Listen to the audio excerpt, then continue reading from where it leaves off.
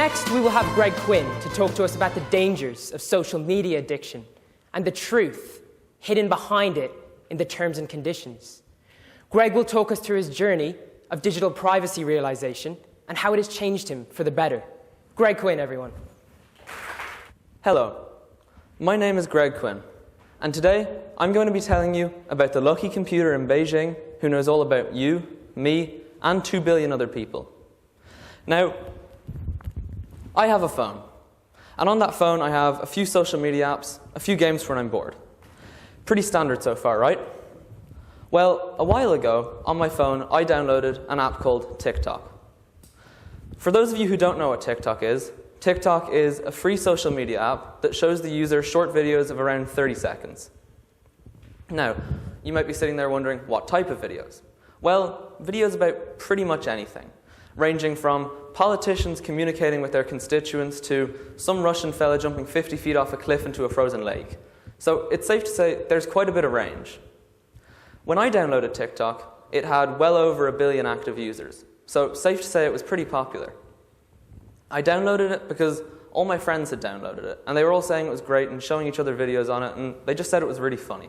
So being the independent individual I am, I hopped on the bandwagon immediately. Very quickly, I realized 2 things about the app. The first thing is, it's incredibly addictive. And I'm not talking Netflix addictive, I'm talking a whole new level of addictiveness. I would find hours going by. And secondly, I realized that the app was a little too accurate at tailoring my experience.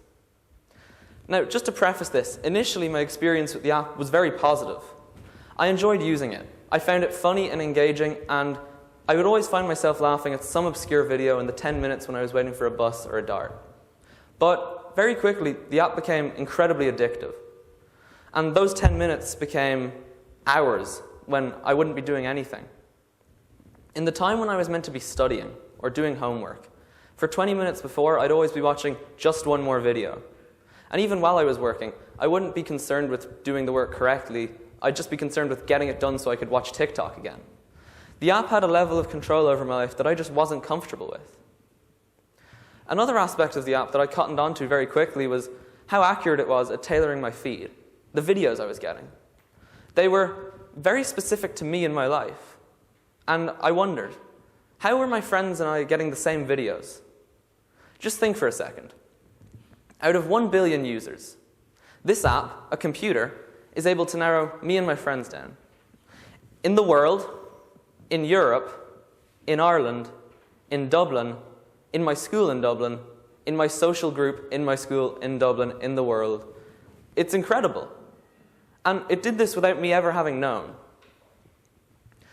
So it was in light of these facts, and my appalling sleep schedule, and also the fact that the US was looking into possibly banning TikTok due to privacy concerns. And, well, let's be honest, if something's banned in the US for privacy concerns, it's got to be pretty bad, that I decided to finally investigate the app a little further.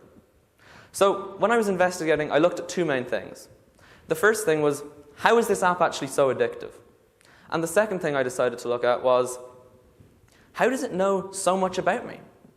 Let's talk about how it's addictive first. Well, just to preface this little spiel, if you didn't know, social media companies will do anything they can to keep you hooked. This is everything from button placement to notification sound to what they show in a notification. Everything is carefully tailored, and hundreds of millions are invested to keep you addicted, so that these companies can keep on taking your data and advertising to you and just make more money. I learned that TikTok was no different. TikTok uses principles very similar to gambling to keep you addicted. Just bear with me for a second. TikTok's like a slot machine. Think of anything like Netflix or YouTube, Amazon Prime. You're always the one who chooses what you watch. You decide, based on a title, a thumbnail, or a description. Whereas on TikTok, it's like a slot machine. You pull the lever, you swipe, and you get a new unknown. And it releases the same chemical in your brain as gambling does. It's wondering, what emotion will this evoke in me? Will it make me laugh, cry, whatever it might be? Will it be a funny video? Will it be a jackpot? It's quite similar. And maybe you're sitting there thinking, what a load of rubbish. But as someone who actually had the app, I can verify this. It was so hard to just turn off my phone and stop watching when I would always be wondering, what funny videos could I be seeing? The next aspect of my investigation was the privacy policy.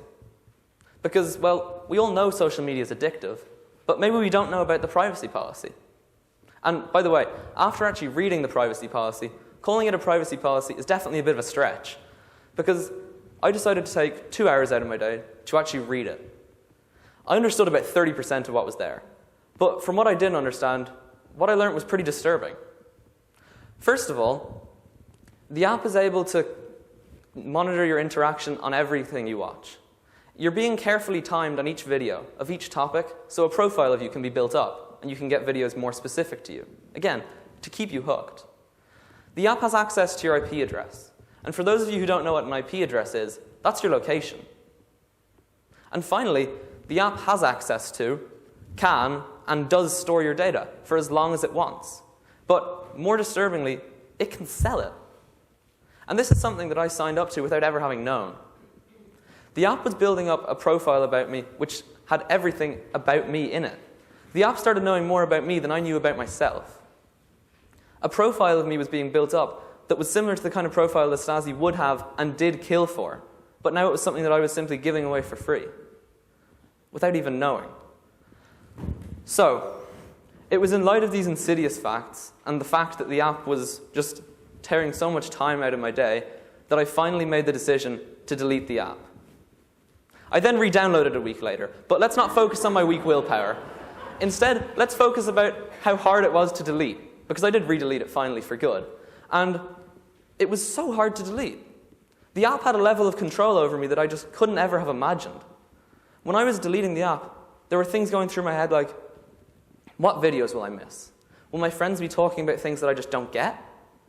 And it just had so much control over me. I was barely even able to delete it, and as you can tell, I re-downloaded it because I'm weak, but that's not the point. It was just so incredibly challenging to actually get out of my life.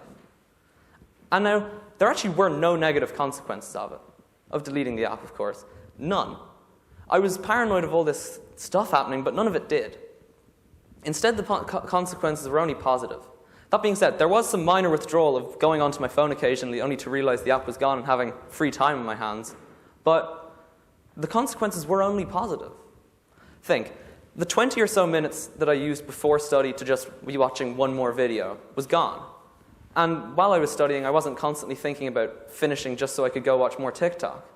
I ended up actually having less time I actually ended up having to spend less time studying and had more time because of that. And deleting the app actually made me realize that it was by far my most used app and that I was spending so much time on it. I'd like to draw a quick comparison. The comparison is between me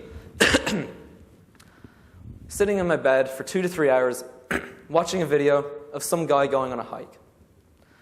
Now, in about 5 minutes, I'm going to forget that video ever existed. It's not going to leave an impact on me, and I'm not going to enjoy myself. Or me actually using those 2 to 3 hours, going out on a hike with my friends, and maybe actually remembering it for a bit longer than 5 minutes. It's quite hard to draw a comparison between actually watching someone do something and actually doing it yourself, because the difference is just so immeasurable. So, at this stage in my speech, it may sound like I'm preaching that we should all go home, put on our tinfoil hats, and be terrified of the government. But I'm not. I think that we should at least be aware of this kind of stuff, because it is dangerous. And when you do think about it, your data is being sold in order to manipulate you and profit off of you.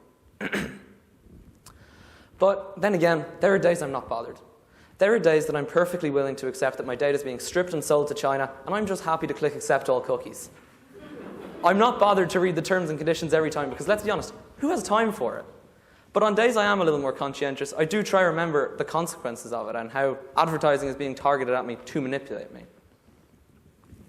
My final point would be, again, at this stage in the speech, it could be easy to think that I'm of the belief that we should all take our phones, throw them in the bin, and go and become hunter-gatherers again, and just live technology-free lives. But I don't think that. I think phones are fantastic. I use my phone so much, definitely too much, but I think they're great. And I don't think we, me included, appreciate them enough. I don't think we appreciate the fact that in our pocket, we have as much computing power, if not way more, than they did when they were sending the first man to the moon. In our pocket, we have access to the biggest library in the world. We have access to the greatest works of humanity on free apps like Spotify. But we choose to use our phones to watch videos of cats falling off of drawers. So it might not be the best use. But my final word would be, phones are fantastic, but they're also dangerous. So we should make sure that we exercise control over them and not let them exercise control over us. Thank you.